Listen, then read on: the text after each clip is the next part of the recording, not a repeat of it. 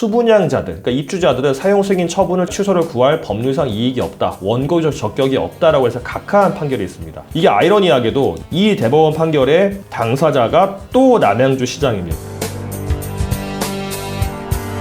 기사에 나온 내용도 소개시켜드리면서 피해 사례 말씀드리고 대응 방법 말씀드릴 텐데요. 데일리 한국이라는 신문에서 나온 7월 28일자 기사인데, 남양주시청 분양법, 건축법 위반도 모르고 사용 승인 내줬다. 고통받는 수분양자를 분통이라고 하는데, 요약하자면 그렇습니다. 오피스텔이 다 지어졌는데요. 오피스텔이 설계가 다르게 지어졌답니다. 그러니까 지하주차장 층고도 이제 한 20cm 정도 낮아져 있고, 오피스텔 일부 층도 층고가 낮아져가지고 설계가 완전 다르고, 그 다음에 피트실이라고 하죠. 이제 보일러실이나 엘리베이터를 만들면 그 기계실이 필요하거든요. 그게 보통 피트실이라고 하는데, 그 부분은 바닥 면적이 아니잖아요. 분양할 때 바닥 면적이 아닙니다. 왜냐하면 그건 내가 개인적으로 쓸 수 있는 공간이 아니니까 그거는 그냥 공용 부분으로 쳐가지고 하는 거지 전용 면적으로 분양하면 안 되는 건데, 그것도 마치 바닥 면적인 것처럼 해가지고 분양이 됐다, 뭐 이런 내용도 있고요. 그리고 또 엘리베이터를 만들면 이제 대피 공간도 있어야 되거든요. 일정 층 이상 되거나 일정 면적이 되면 이제 있어야 되는데, 그거를 제가 봐도 좀 아주 황당한 내용인데, 개인 오피스텔 호실을 통해서 들어가서 안방문을 열고 들어가면 거기에 대피 공간이 있다는 겁니다. 그런 내용도 있다고 해가지고 요걸 가지고 이제 이 입주자들이 민원을 많이 제기를 했는데, 어떻게 민원이 됐냐?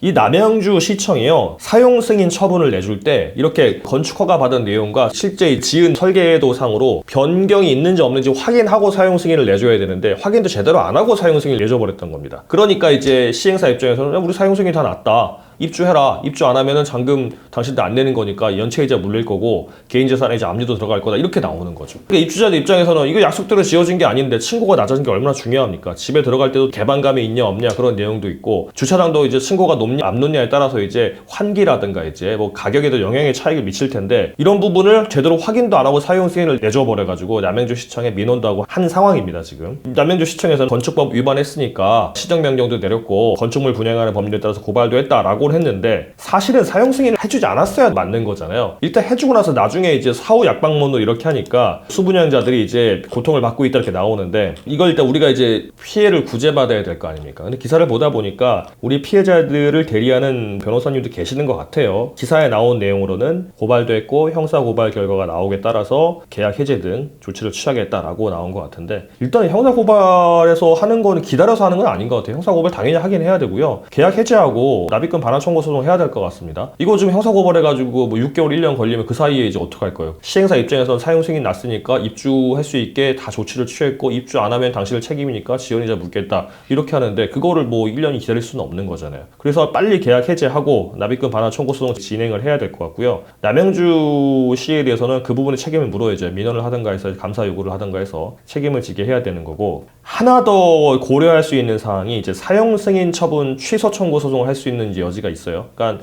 남양주시청이 제대로 확인 안 하고 사용 승인을 했으니까 그걸 취소 청구를 이제 수분양자들이 할 수 있는데, 여기에 대해서는 사실 대법원이 판단한 내용이 있어요. 이제 수년 전에 나온 건데 이게 한 10년 가까이 됐는데요. 그 전에 뭐라고 했냐면, 수분양자들, 그러니까 입주자들은 사용 승인 처분을 취소를 구할 법률상 이익이 없다, 원고적 적격이 없다라고 해서 각하한 판결이 있습니다. 이게 아이러니하게도 이 대법원 판결의 당사자가 또 남양주 시장입니다. 남양주시에서도 이런 일이 있었나 봐요. 또 모르긴 몰라도 남양주시에서 사용 승인할 때 제대로 확인 안 하고 한 내용이 그 전에도 있었던 모양인데, 이게 이제 남양주시가 잘했다 이렇게 판결을 난 게 아니고요. 입주하는 사람이라면은 사용 승인이 처분이 취소가 돼버리면 거기 살면 안 되거든요. 쫓겨나야 되는 거니까, 쉽게 말하면 사용 승인 처분으로 있으면은 그걸로 해서 이익을 보는 사람이니까 이걸 취소하라고 할 수 있는 법률상 이익이 없다. 취소되면 오히려 불이익 하는 거니까 취소됐을 때 법률상 이익이 있는 사람이 해야 되는 거지, 그 이해관계가 정확히 없는 거니까 할 수 없다 이렇게 판단을 했는데, 제가 볼 때는 그 부분은 대법원이 판단 잘못한 것 같아요. 그리고 이거는 판례 변경 여지도 있어 보입니다. 왜냐하면 이 사용 승인 허가 처분을 취소를 하게 되면 이 수분양자 같은 경우는 취소가 되면 사용 승인이 안 나게 된 거니까 입주 안 해도 되는 거거든요. 쉽게 말하면 시행자가 잘못해서 입주할 수 없는 상황이 되는 겁니다. 그러면은 우리가 잔금을 낼 필요도 없게 되고요. 그 다음에 지체 상금을 오히려 물 수도 있습니다.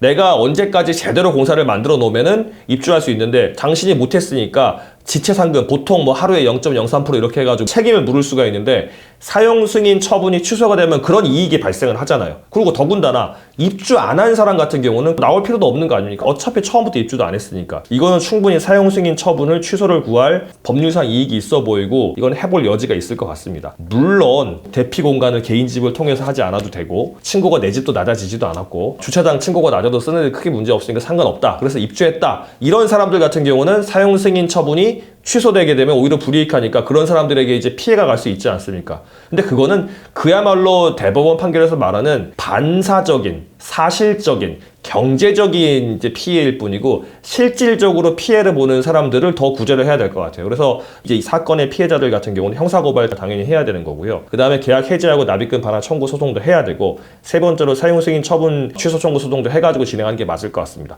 왜냐하면 이 납입금 반환 청구 소송 패소할 수도 있잖아요. 패소하게 되면은 지체 상금이라도 물려야 될 거 아닙니까? 그러려면은 사용 승인 취소가 돼야지만 지체 상금도 물 수 있기 때문에 이 세 개를 동시에 진행해야 될 것 같고 만약에 100번 양보해서 우리가 기존 대법원 판결처럼 사용 승인 처분 취소 청구 소송이 패소한다고 하더라도 계약금 해지하고 납입금 반환 청구 소송이 있기 때문에 그 세 개를 동시에 진행하시는 게 맞을 것 같습니다. 이런 경우 종종 발생해요. 설계 변경에 대해서 아니면 이제 제대로 짓지 않은 것에 대해서 그 중요한 변경은 이제 입주자 전원의 동의를 받고 경미한 변경은 미리 통보하게 되는데 그것도 하지 않고 해가지고 나중에 계약 해지의 대상이 되는 경우들이 있거든요. 그런 이제 피해를 보시는 분들은 요거 참고하시고 진행하시면 될 것 같습니다.